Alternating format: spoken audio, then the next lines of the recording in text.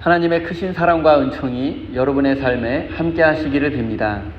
오늘은 다윗과 무비보셋이라는 제목으로 함께 하나님의 말씀을 나누겠습니다. 보통 사람들이 특정한 상황 속에서 판단과 평가의 기준으로 삼는 방식은 이분법적 사고 또는 흑백 논리입니다.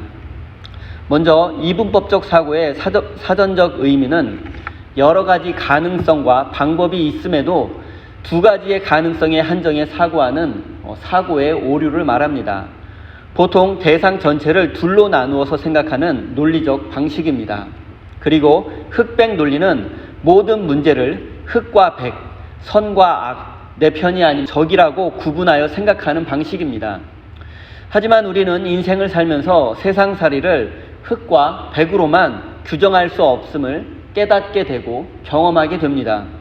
세상에는 흑과 백 사이에 회색이 존재하고 그 외에도 세상에는 정말로 다양한 색깔들이 있습니다. 세상에 흑과 백만이 존재한다고 믿는 사람은 회색의 존재를 인정할 수 없고 다양한 색깔이 주는 아름다움을 느낄 수 없습니다.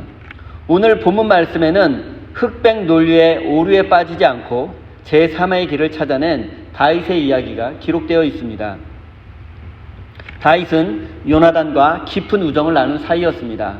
그래서 그 둘은 자신들의 우정과 사랑이 영원하고 또 그 사랑과 우정이 자녀 세대에도 이어지기를 바랬고, 그래서 그들은 서로의 자녀들에게 사랑을 베풀기로 약속했습니다. 그런데 요나단이 그만 길보아 전투에서 전사하고 말았습니다. 하지만 그에게는 무비보셋이라는 절름발이 아들이 있었습니다. 그래서 다윗은 이제 그에게 요나단과 한 약속을 지켜서 사랑과 은혜를 베풀어야 합니다. 그런데 다른 한편으로 생각해보면 무비보셋이 비록 장애인이기는 했지만 사울 왕가의 적통 후계자이기도 합니다. 그가 살아있는 것만으로 다윗에게는 큰 부담이 되었습니다. 왜냐하면 여전히 사울을 지지하는 베냐민 지파와 북쪽 지파 사람들이 무비보셋을 앞세워서 반란을 꿈꿀 수 있기 때문입니다. 그래서 보통 고대 근동사회에서는 이전 왕조와 관련된 모든 왕족들을 제거하는 것이 보통이었습니다. 그리고 이제 다윗은 둘 중에 하나를 선택해야만 합니다. 요나단과의 약속을 지켜 그의 아들 무비보셋에게 은혜를 베풀 것인지, 아니면 자신의 왕권의 걸림돌이 되는 그를 제거할 것인지, 이제 둘 중에 하나를 선택해야 합니다. 다윗이 이 문제를 이분법적으로 생각하면 쉽게 답이 나옵니다. 그 기준은 나에게 이익이 되는가, 손해가 되는가, 또는 나의 친구인가, 아니면 나의 적인가, 이렇게 흑과 백으로 나누어서 생각하면 쉽게 결정할 수 있습니다. 하지만 이 문제는 그렇게 간단하지 않습니다. 왜냐하면 무비보셋을 제거하면 요나단과의 약속을 어기게 되는 것이고, 또 반대로 그에게 은혜를 베풀면 자신의 왕권에 걸림돌이 될 것이 분명하기 때문입니다. 그래서 다윗은 이 문제를 흑백 논리로 접근하지 않았고 흑과 백 사이에 있는 회색 지대를 찾았습니다. 제3의 길을 찾은 것입니다. 그것은 요나단과의 약속도 지킬 수 있고 자신의 왕권에도 도움이 되는 방법이었습니다. 그 방법은 무비보셋에게 은혜를 베풀어 자신의 왕궁에 살게 하는 것입니다. 그가 왕궁 안에 있으면 반란을 꿈꾸는 불순한 세력과의 접촉을 미리 차단할 수 있고 그의 일거수일투족을 전부 감시할 수 있으니 다윗의 마음도 한결 편안해질 수 있습니다. 이런 판단은 인간적으로 생각해보면 매우 정치적이기 때문에 다윗을 비난할 수도 있습니다. 하지만 다윗의 입장에서는 흑백 논리를 벗어난 매우 합리적이고 지혜로운 판단입니다. 만약 다윗이 이분법적 사고에 갇혀 있었다면 그는 요나단의 아들 무비보셋을 제거하든지 아니면 그를 살려두어서 평생 정치적 부담을 안고 살아야 했을 것입니다. 사랑하는 성도 여러분, 우리는 인생을 살면서 흑과 백만으로는 해결할 수 없는 인생의 여러 가지 문제들에 부딪히게 됩니다. 인생에는 정말 답이 없는 경우도 있지만 때로는 우리가 생각을 바꾸면 세상에는 검은색과 흰색만이 있는 것이 아니라 회색도 있고 다양한 색깔들이 있음을 깨닫게 됩니다. 여러분이 모두 이분법적 사고와 흑백 논리에서 벗어나 제3의 길을 찾을 수 있는 지혜로운 사람이 되시기를 바랍니다. 1절 말씀입니다. 하루는 다윗이 물었다. 사울의 집안에 살아남은 사람이 있느냐? 요나단을 보아서라도 남아있는 자손이 있으면 잘 보살펴주고 싶구나. 다윗은 12지파 통일 이스라엘의 왕이 된 이후에 예루살렘에 왕궁을 짓고 가나안 지역의 모든 민족과 나라들을 물리치고 제국이라고 불러도 손색이 없을 만큼 강한 왕국을 건설했습니다. 그런데 어느 날 불현듯 요나단과의 추억이 떠올랐고 그와 했던 약속이 생각났습니다. 다윗은 사울왕의 추격을 피해서 도망 다닐 때에 요나단으로부터 여러 차례 큰 도움을 받았습니다. 그리고 그때 다윗과 요나단은 서로의 자녀들에게 은혜를 베풀 것을 약속했습니다. 당시에는 둘 중에 누가 이스라엘의 왕이 될지 모르는 상황이었습니다. 현실적으로 따져본다면 요나단이 왕이 될 가능성이 훨씬 높았습니다. 하지만 둘은 누가 왕이 되더라도 서로에 대한 우애를 영원히 잊지 않고 가족에게까지 은혜를 베풀기로 약속한 것입니다. 그런데 사무엘서 기자는 요나단의 아들을 찾아서 은혜를 베풀겠다는 다윗의 마음이 순수하지 않음을 여러 곳에서 암시하고 있습니다. 다윗이 사울의 집에 살아남은 사람이 있느냐라는 이 질문은 살아남은 사울의 자손이 없음을 전제로 하는 것입니다. 사무엘하 21장의 기록을 보면 다윗이 사울의 아들 7명을 죽음으로 내몬 사건이 기록되어 있습니다. 사울이 왕으로 있을 때 기브온 사람들을 학살한 적이 있었는데 다윗이 왕이 되자 기브온 사람들은 사울의 자손들을 죽여서 자신들의 원수를 갚게 해달라고 다윗에게 요청했습니다. 그리고 다윗은 그들의 요구대로 사울의 살아남은 아들 7명을 찾아내어서 모두 기브온 사람들에게 넘겨주었고 기브온 사람들은 사울의 아들 7명의 왕자들을 모두 처형했습니다. 고대 근동사회에서 새 왕조의 왕은 이전 왕조의 자손들을 모두 제거하는 것이 보통이었습니다. 그리고 기브온 사람들의 요구는 다윗에게 사울의 자손들을 제거할 수 있는 좋은 명분을 제공해 주었습니다. 이 이야기는 사무엘하 21장에 기록되어 있지만 이 사건은 오늘 본문 말씀인 무비보셋의 이야기보다 시간적으로 앞선 사건입니다.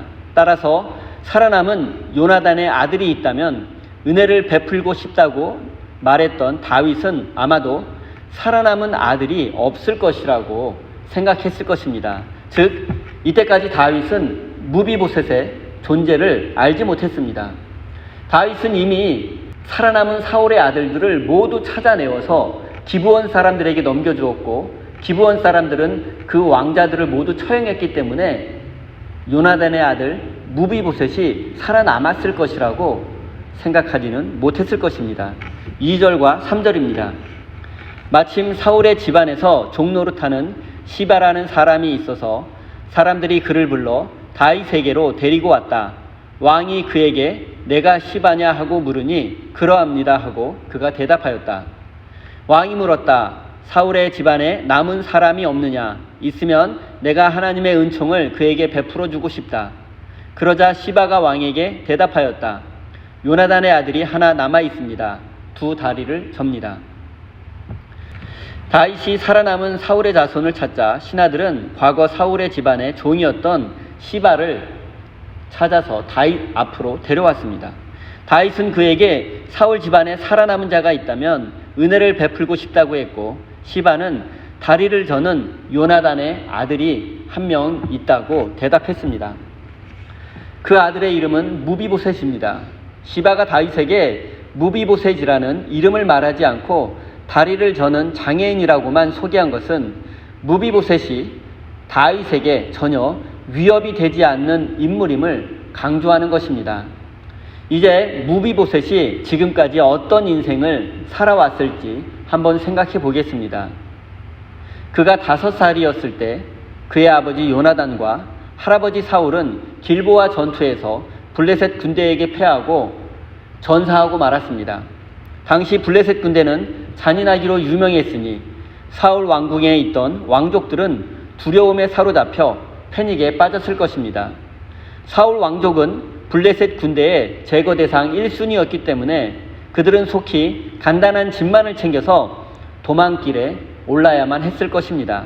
또한 당시 블레셋의 용병 역할을 했던 다윗도 사울 왕족을 제거하고 스스로 왕위에 오를 가능성이 있으니 사울 왕족은 지체할 수 없었습니다. 그런데 급히 도망가는 과정에 사고가 생겼습니다. 그것은 어린 무비보셋을 안고 도망가던 유모가 넘어져서 무비보셋의 두 발목이 모두 부러진 것입니다. 그 후로 그는 제대로 걷지 못하고 평생을 장애인으로 숨어 살아야만 했습니다. 그리고 이때 사울의 왕족들은 모두 요단강 동편에 있는 마길이라는 사람의 집으로 도망가서 그곳에서 살게 되었습니다. 요단 동편은 전통적으로 사울에 대한 충성심이 강한 지역이었으며 마길은 그 지역의 지도자였기 때문에 그에게로 도망간 것입니다. 마길은 무너진 왕조의 살아남은 왕족들을 외면하지 않았고 그들을 잘 돌봐주었습니다. 무비보셋은 한때 위대했던 사울 왕조의 유일한 후손이었지만 그 사실을 숨긴 채 죽은 듯이 지내야만 했습니다. 만약 그의 신분이 탄로난다면 그의 목숨이 위태로워질 것입니다. 그는 이렇게 숨어 지내면서 다윗을 향한 적개심을 키워갔을 것입니다. 그래서 언젠가 기회가 오게 되면 원수를 갚아야지 하는 마음으로 지금까지 버텼을지도 모릅니다. 무비보셋의 입장에서 생각해보면 그에게 닥친 모든 불행은 다윗 때문이라고 생각할 수도 있습니다. 할아버지 사울과 아버지 요나단이 블레셋과의 전투에서 전사한 것도 따지고 보면 다윗 때문이라고 생각할 수 있습니다. 다윗이 반란을 계획했기 때문에 할아버지 사울이 그를 쫓느라 국력을 낭비했고 건강을 해치게 되었고 또 다윗은 원수인 블레셋의 용병이 되었으니 길보아 전투의 패배의 원인은 사실 따지고 보면 다윗이라고 말할 수도 있습니다. 또한 그는 아버지 요나단이 다윗과 서로의 자녀들을 영원히 지켜주기로 한 약속을 알지 못했을 것입니다. 그렇기에 무비보셋은 다윗을 원수로 알고 자랐을 것입니다. 6절, 7절입니다. 사울의 손자이며 요나단의 아들인 무비보셋은 다윗에게 와서 엎드려 절하였다. 다윗이 내가 무비보셋이냐 하고 물었다. 그가 대답하였다. 예, 임금님의 종 무비보셋입니다. 다윗이 그에게 말하였다. 겁낼 것 없다. 내가 너의 아버지 요나단을 생각해서 내게 은총을 베풀어 주고 싶다. 너의 할아버지 사울 임금께서 가지고 계시던 토지를 너에게 모두 돌려주겠다. 그리고 너는 언제나 나의 식탁에서 함께 먹도록 하여라. 무비보셋은 다윗을 피해서 약 15년 동안 숨어 지냈지만 다윗은 결국 그의 존재와 위치를 알아냈습니다. 그리고 부하들을 보내서 그를 왕궁으로 데려왔습니다.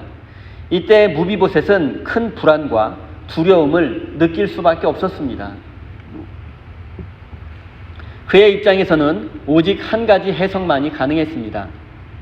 그는 다윗이 얼마 전 사울 왕가의 7명의 아들을 7명의 왕자들을 모두 제거한 것으로도 모자라 이제 마지막 왕족인 자신을 찾아내 제거하려 한다고 생각했을 것입니다.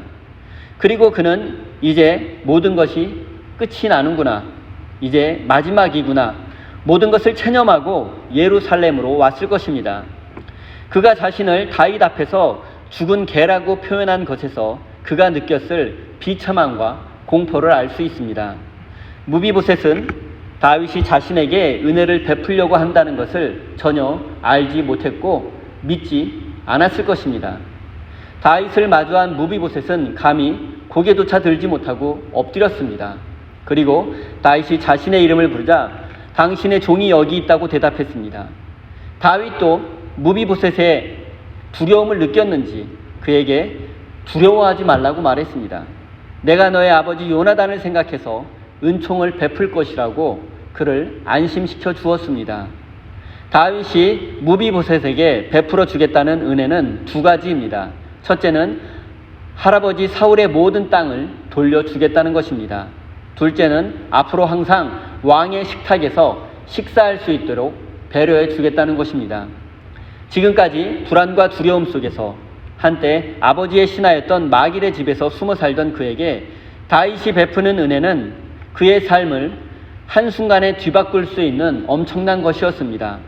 하지만 조금 깊이 생각해 보면 다윗의 호의가 정말 순수한 것인지 의심스러운 부분이 많습니다. 다윗이 무비보셋에게 베풀어 주겠다는 은혜, 그 은혜는 히브리어로 헤세드입니다. 그리고 이 단어의 뜻은 자비, 은혜, 그리고 변함없는 사랑과 충성입니다. 그런데 과연 다윗의 마음이 헤세드인지 의심스럽습니다. 먼저 사울의 땅을 돌려주겠다는 내용을 생각해 보겠습니다. 그 땅은 원래 법적으로 무비보셋의 소유가 되어야 합니다. 따라서 자기의 것을 돌려받는 것에 불과합니다. 다윗은 아마도 왕이 된 후에 사울과 요나단의 모든 소유를 자신의 소유로 만든 것 같습니다. 하지만 모세의 율법에 의하면 아무리 왕이라도 다른 사람의 땅은 빼앗을 수 없습니다. 땅에서 나는 곡식을 세금으로 징수할 수는 있지만 땅 자체를 빼앗는 것은 율법이 금지하고 있습니다.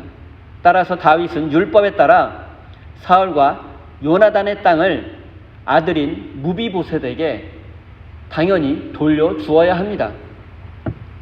나쁘게 생각하면 다윗은 원래 주인의 것을 주인에게 돌려주고 있는 것인데 생색을 낸다고 할 수도 있습니다.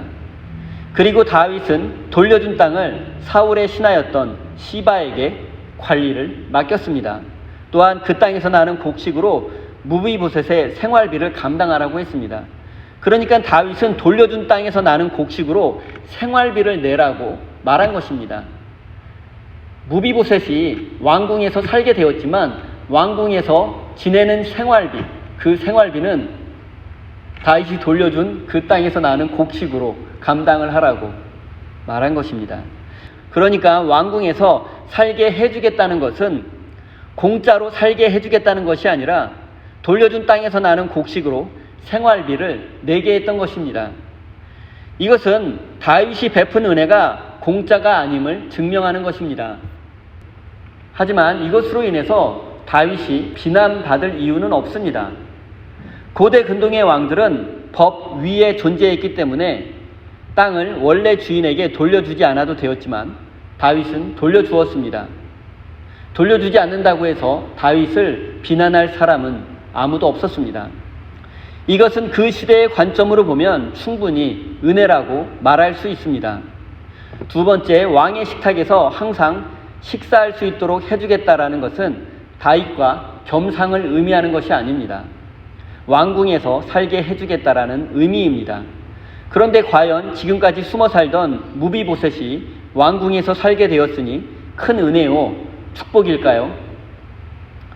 무비보셋은 비록 장애인이었지만 사울 왕조의 마지막 후손이었기 때문에 베냐민 지파와 북쪽 지파의 반란 세력들이 그를 앞세워 모일 가능성이 있습니다. 그래서 다윗은 그를 왕궁에 두어 감시하려고 했을 수도 있습니다. 이것을 가택연금이라고 말하는 신학자들도 많이 있습니다. 하지만 이것을 가지고 또 다윗을 비난할 필요는 없습니다. 다윗의 입장에서 가장 확실하고 안전한 방법은 무비보셋을 제거하는 것입니다. 앞으로 일어날지도 모를 반란의 씨를 완전히 제거하는 편이 다윗에게는 가장 이로운 방법이고 손쉬운 방법이기도 했습니다. 하지만 그는 이런 극단적인 방법을 선택하지 않았습니다. 사랑하는 성도 여러분, 다윗은 이미 죽은 요나단과의 약속을 지키기 위해서 당시의 관점으로 보면 상당한 불편함을 감수하고 아들 무비보셋에게 은혜를 베풀어 주었습니다. 여러분이라면 이미 죽고 없는 사람과 한 약속을 지키기 위해서 이러한 불편함을 감수하시겠습니까? 그 약속을 지키지 않아도 아무도 모르는데 다윗이 이 약속을 말하지 않는다면 아무도 모르는 이 약속을 지키기 위해서 불편함과 희생을 감수하시겠습니까? 사랑하는 성도 여러분, 이 세상에 아무도 모르는 약속은 없습니다. 우리가 누군가와 약속했다면 하나님께서 그것의 증인이십니다. 하나님은 우리와 늘 함께 하시며 우리를 언제나 지켜보고 계시기 때문입니다. 이 사실을 잊지 마시고 약속을 지키는 신실한 사람이 되시기 바랍니다. 사무엘서 기자가 마지막으로 무비보셋에게 미가라는 어린 아들이 있음을 강조했습니다. 사실 장애인이었던 무비보셋은 다윗에게 큰 위협은 아니었습니다. 하지만 그의 아들 미가는 달랐습니다. 미가가 장성하면 다윗에게 충분히 큰 위협적인 존재가 될 수 있습니다. 잠시 고대 사회에서 장애인에 대한 인식을 한번 살펴보겠습니다. 고대 사회에서 장애인이 왕이 되는 것은 현실적으로 불가능했습니다. 인간을 신의 피조물로 인식했던 고대 사회에서 장애인은 신의 창조가 불완전함을 보여주는 확실한 증거였기 때문에 일반적으로 기피의 대상이었습니다.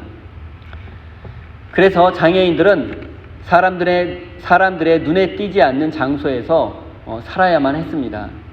레위기에 따르면 성전을 섬기는 제사장들은 신체적으로 흠이 없는 사람이어야만 했습니다.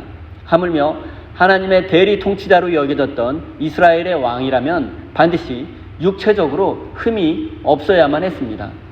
전쟁 도중에 다쳐서 장애를 입을 수는 있지만 왕이 되기 이전에 장애인이라면 왕이 되는 것은 현실적으로 어려웠습니다. 이런 관점에서 본다면 장애인이었던 무비보셋은 사울 왕가의 적통 계승자였지만 왕이 되기는 어려웠습니다. 그러나 그의 아들 미가는 다릅니다. 만약 그가 건강하게 성인으로 자라기만 한다면 그는 충분히 다윗 왕권을 위협할 수 있는 존재가 될 수 있습니다. 그래서 다윗은 시바를 통해서 어린 무비보셋의 아들 미가를 감시하도록 했습니다. 사랑하는 성도 여러분, 여러분은 이런 다윗을 어떻게 생각하십니까? 부모의 재산을 돌려주고 그것을 다시 생활비로 돌려받는 것, 왕궁에 살게 하면서 그를 감시하는 것, 심지어 부하를 지켜 그의 어린 아들까지 감시하는 것을 어떻게 생각하십니까? 다윗이 너무 지나치게 정치적인 사람이라고 생각하십니까? 만약 여러분이 다윗이라면 이 문제를 어떻게 하시겠습니까? 무비보셋을 어떻게 대하시겠습니까? 저는 이렇게 생각합니다. 다윗이 무비보셋을 죽이지 않고 재산을 돌려주고 왕궁에 살게 한 것은 그 시대의 기준으로는 분명 선하고 아름다운 일입니다. 아무나 할 수 있는 일이 아닙니다. 그의 선행이 자신의 정치적 이익에 부합한다는 사실이 그의 선행을 깎아내릴 이유가 될 수는 없습니다. 그가 베푼 은혜를 폄하해서는 안 됩니다. 다윗은 어찌되었던 요나단과의 약속을 지켰고 무비보셋에게 은혜를 베풀었습니다. 그 결과 그는 상당한 정치적 이익을 얻게 되었습니다. 북쪽 지파들의 지지를 확인할 수 있었고 반란을 미연에 방지할 수 있었습니다. 이것은 분명 다윗의 지혜가 가져온 결과입니다. 만약 그가 이분법적 사고와 흑백 논리에 갇혀있는 사람이었다면 그는 분명 둘 중에 하나를 선택했을 것입니다. 뭐 아니면 도라는 마음으로 무비보셋을 제거했을 것입니다.